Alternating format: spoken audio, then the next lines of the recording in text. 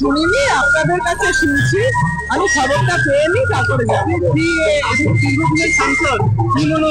দেখুন, ওই আইনটাতে বলা আছে যারা সদ্য অত্যাচারিত হয়ে সংখ্যালঘু হিসাবে অন্য দেশে বসবাসকারী মানুষ এই দেশে আসছে, তাদের নাগরিকত্ব দেওয়া হবে।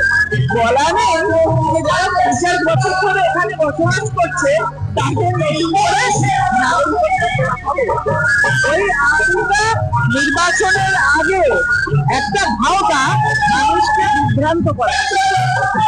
রাস্তা ও ট্রেন নির্মাণ, সেচ ও জলপথ দপ্তরের উদ্যোগে উত্তর 24 পরগনা জেলার নোনাগঙ্গ নদীর 30.35 কিলোমিটার থেকে ওয়ার্ড নাম্বার 8 এর মধ্যে অর্জুনপুর আরসিসি ব্রিজ থেকে এবং সিসি ব্রিজ পর্যন্ত ক্যান্টনমেন্ট খালের মধ্যে 3 বরাবর 785.00 মিটার দৈর্ঘ্যের ইন্টারলকিং পথ সহ ক্ষতিগ্রস্ত রাস্তা সংস্কার দরজায় এবং ঘোষণা এবং উদ্বোধন আজ এই অঞ্চল থেকে হবে।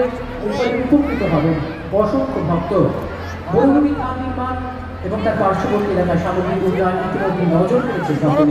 এছাড়াও অনন্য সরকারি কল্যাণ দপ্তরের অধীনে পশ্চিমবঙ্গ মতুয়া ওয়েলফেয়ার বোর্ডের উদ্যোগে এছাড়াও এই নির্মাণের কাজ উদ্বোধন হতে চলেছে মঞ্চ থেকে।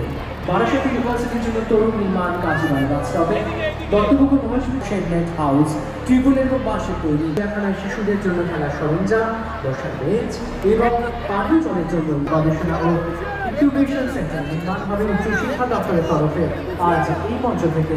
এছাড়াও হিঙ্গলগঞ্জ মহাবিদ্যালয়ের 2টি অফিস এবং 3টি ক্লাসরুম নির্মাণ হিঙ্গলগঞ্জ ব্লক এরিয়াতে আজ উদ্বোধন হবে এই মঞ্চ থেকে। এছাড়া পরিবেশ দপ্তরের অধীনে নতুন প্রশাসনিক ভবনের নির্মাণ পরিবেশ দপ্তরের বিশেষ উদ্যোগে আজ উদ্বোধন হবে সল্টলেক সেক্টর 3 এই বিশেষ দপ্তরের এই মঞ্চ থেকে। মোট প্রস্তাবিত অর্থমূল্য উদ্বোধনে 2122.31 কোটি টাকা এই মঞ্চ থেকে। আর কয়েক মুহূর্ত পরে